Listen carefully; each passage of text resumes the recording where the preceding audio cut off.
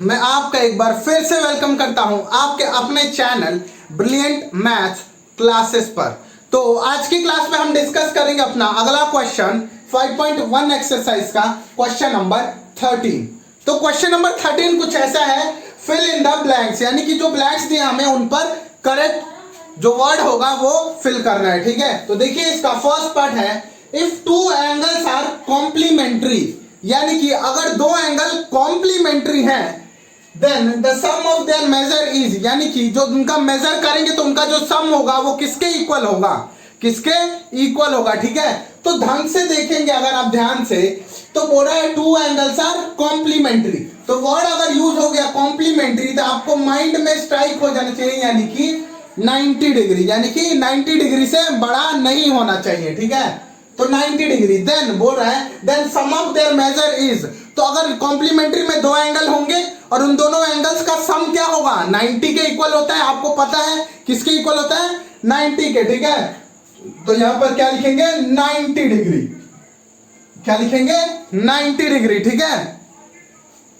Next part है वही, बस इसमें बोल दिया सप्लीमेंट्री। क्या बोला है, सप्लीमेंट्री, यानी कि if two angles are supplementary, जब दो एंगल सप्लीमेंट्री हैं then sum of their measure is, तो जो उनका मेजर होगा वो कितना होगा। ठीक है, तो सप्लीमेंट्री जब बात आ जाए तो क्या होता है, 180 डिग्री।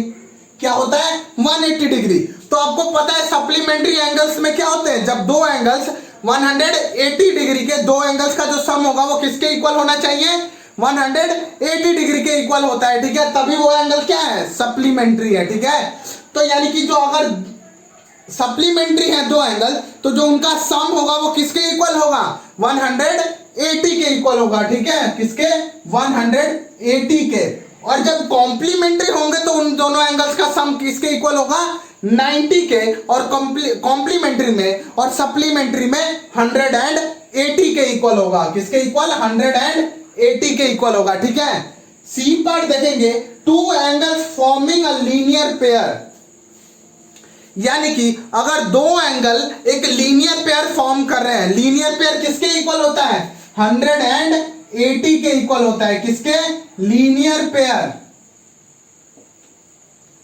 लीनियर पेयर किसके इक्वल होता है, 180 के इक्वल होता है। दो एंगल्स पेयर यानी कि दो एंगल होंगे इनमें और उन दोनों एंगल्स का सम किसके इक्वल होता है, 180 के इक्वल होता है। किसके, 180 के इक्वल होता है। ठीक है, लीनियर पेयर में जब बोला उसने पेयर, तो पेयर यानी कि दो एंगल होंगे और इन दोनों एंगल्स का जो सम होगा वो किसके इक्वल होगा, आपका 180 के इक्वल होता है। और 180 कब होगा, जब 180, एक बार और ध्यान लगाएंगे तो क्या है, इससे फर्स्ट सेकंड वाले क्वेश्चन में ही बोला कि एंगल सप्लीमेंट्री होंगे कब, जब उनका सम 180 के इक्वल होगा। किसके इक्वल होगा, 180 के। तो वैसे ही बोल रहा है कि जब दो एंगल लीनियर पेयर बन रहे हैं, तो दो एंगल लीनियर पेयर बन रहे हैं, दो एंगल क्या बन रहे हैं, लीनियर पेयर।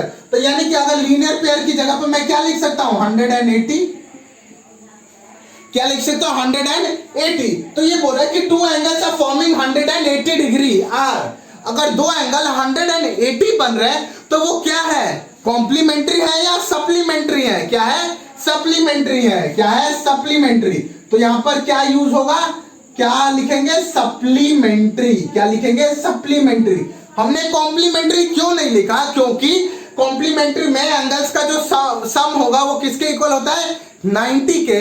और सप्लीमेंट्री में एंगल्स का सम 180 के इक्वल होता है। किसके, 180 के इक्वल होता है। क्या बोल रहा है कि two adjacent angles are supplementary, supplementary यानी कि 180। और एडजेसेंट एंगल कौन से एंगल होते हैं, जिनका कॉमन वर्टेक्स और कॉमन आर्म होता है लेकिन कोई कॉमन इंटीरियर पॉइंट नहीं होता है। ठीक है, दोबारा रिकॉल करेंगे, जिनका कॉमन वर्टेक्स और कॉमन आर्म होता है बट उनका कोई कॉमन इंटीरियर पॉइंट नहीं होता है, वो होते हैं हमारे एडजेसेंट एंगल्स। क्या होते हैं, एडजेसेंट एंगल्स। ठीक है, तो अगर दो एडजेसेंट एंगल यानी कि सामने वाला जो एंगल है, ठीक है, क्या याद रखना है, मेरे सामने वाला, यानी कि मेरे फोन जो है मेरे एडजेसेंट है, या जो भी है मेरे श्याम मेरे बगल में बैठा है तो वो क्या है, मेरे एडजेसेंट है। ठीक है, तो जस्ट मेरे बगल वाला जो एंगल अगर 180 का है तो दे फॉर्म अ, तो वो क्या बना रहे हैं, वो क्या बना है। तो थोड़ा सा जस्ट उसके थर्ड क्वेश्चन में देखें क्या बोला हमने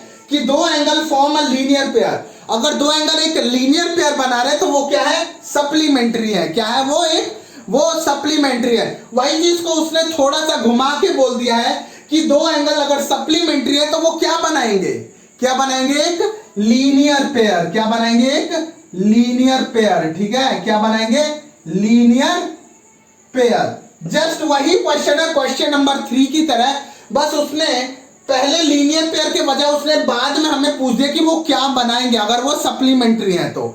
और 3 में उसने पूछा कि अगर वो लीनियर पेयर है तो वो क्या है एक्चुअली में। तो लीनियर पेयर है तो इसका मतलब वो सप्लीमेंट्री है, और अगर दो एंगल सप्लीमेंट्री है तो वो क्या बनाएंगे, एक लीनियर पेयर बनाएंगे। क्या बनाएंगे, एक लीनियर पेयर। नेक्स्ट है हमारे पास if two lines intersect at a point, यानी कि अगर दो लाइन एक पॉइंट पर इंटरसेक्ट कर रही है। कहां पर इंटरसेक्ट कर रही है, दो पॉइंट पर, सॉरी एक पॉइंट पे। तो ये देखिए इंटरसेक्ट यानी कि एक दूसरे को एक प्लेस पे मीट कर रहा है। इंटरसेक्ट यानी कि मीट कर रही है। तो एक पॉइंट पर वो लाइन है मीट कर रही है। आगे then vertically opposite angle are, अगर एक लाइन एक पॉइंट पे मीट कर रही है दूसरे लाइन से तो जो उनके वर्टिकली ऑपोजिट एंगल होंगे वो क्या होंगे, इक्वल होंगे। कब, जब वो क्रॉस बना रहा है। ठीक है, तो इसके वर्टिकली ऑपोजिट एंगल इक्वल होंगे। क्या होंगे, वर्टिकली ऑपोजिट एंगल क्या होंगे उसके, इक्वल होंगे। क्या होंगे, वर्टिकली ऑपोजिट एंगल क्या होंगे उसके, इक्वल होंगे। ठीक है, ये प्रॉपर्टी हम बार बार यूज कर चुके हैं क्वेश्चन नंबर 12 में कि अगर एक लाइन इंटरसेक्ट हो रही है एक पॉइंट पे तो जो उसके वर्टिकली ऑपोजिट यानी कि जो ऊपर वाला होगा वो नीचे वाला और जो लेफ्ट वाला होगा वो राइट वाला होगा। किस केस में, जब क्रॉस बन रहा है तब।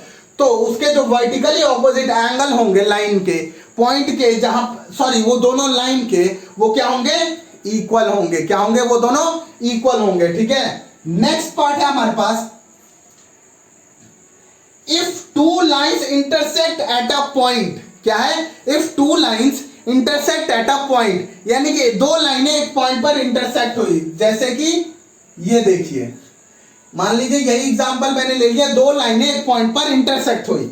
आगे बोल रहा है and if one pair of vertically opposite angle are acute. क्या बोला कि इसमें दो पेयर होंगे वर्टिकली ऑपोजिट एंगल के, एक ऊपर और नीचे वाला एक पेयर आएगा और एक लेफ्ट और राइट वाला आएगा। ठीक है, तो अगर मान लीजिए कि ऊपर और नीचे वाला एक्यूट है। क्या है, ऊपर और नीचे वाला जो वर्टिकल ऑपोजिट एंगल है वो क्या है, एक्यूट है। तो जो अगला यानी कि जो लेफ्ट और राइट वाला है वर्टिकल ऑपोजिट एंगल्स का पेयर वो क्या होगा, वो क्या होगा। ठीक है, तो देखिए अगर ये मान लीजिए ये 45 है। क्या है, 45 है, तो ये एंगल्स ऑन स्ट्रेट लाइन है। तो 45 में से अगर 180 में से 45 माइनस करेंगे तो कितना आएगा हमारा, 135। क्या आएगा, 135, और जो कि क्या है, ऑब्ट्यूज है, 90 से बड़ा है और 180 से छोटा है। ठीक है, तो अगर एक वर्टिकली ऑपोजिट एंगल का पेयर एक्यूट है तो दूसरा ऑटोमेटिकली क्या होगा, ऑब्ट्यूज होगा। क्या होगा, ऑब्ट्यूज होगा। क्यों, एक रीजन है आपका कि एंगल्स जो स्ट्रेट लाइन पे बनेंगे उनका सम 180 के इक्वल होना चाहिए। तो अगर एक एक्यूट है तो दूसरा अपने आप ऑब्ट्यूज होगा। और जो ये पूरा एंगल्स होंगे यानी कि जब ये कंप्लीट बनाएंगे तो ये दोनों हो जाएंगे एक्यूट, यानी कि इनका जो सम होगा 180 के अंदर ही हो जाएगा। लेकिन हमें पूरा कंप्लीट कितना करना पड़ेगा, 360, और उसके लिए हमें 90 से अबव जाना पड़ेगा। ठीक है, और 90 से अबव एंगल्स होंगे तो वो क्या कहलाएंगे, ऑब्ट्यूज। क्या कहलाएंगे, ऑब्ट्यूज एंगल। ठीक है, तो ये बात आपको याद रखनी है कि वर्टिकली ऑपोजिट एंगल में अगर एक एंगल एक्यूट है तो दूसरा एंगल अपने आप ही क्या होगा, ऑब्ट्यूज होगा। क्या होगा, ऑब्ट्यूज होगा। ठीक है, चलिए, तो यही था आपका क्वेश्चन नंबर 13 एक्सरसाइज 5.1 का।